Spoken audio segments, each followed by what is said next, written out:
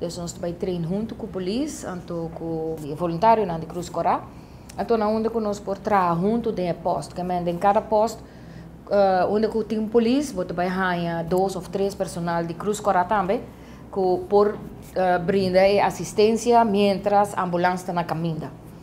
Na 3 diferentes lugares, na San Nicolás, na Playa e na Norte, Rode Kruis está presente e sei também vira algo novo, para a polícia que tem mais kennis. Em cada posto, nós também põe seguro lifeguard, que se algo passa arriba da mar ou na orilla da mar, o lifeguard está getraind, certificado para dentro da água, saca o paciente, ajuda a pessoa em dificuldade e uma vez está fora, até agora tem outro voluntário na polícia que também por EHBO, que também por ajuda mientras a ambulância chega. Eu penso que samenwerking assim é no benefício de ambos.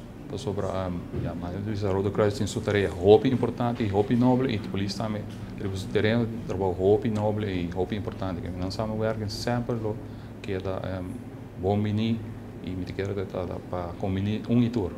E na onda que o terreno por campo safe, sinti não safe também, sobre que zowel o personal de polícia e a de Rode Kruis está opgeleid por dar assistência.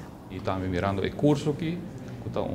Curso muito importante que a polícia está investir, que o pueblo está mais seguro e mais tranquilo, sobre o que a polícia está mais presente e também tem mais experiência e tem kennis novo dentro do paquete.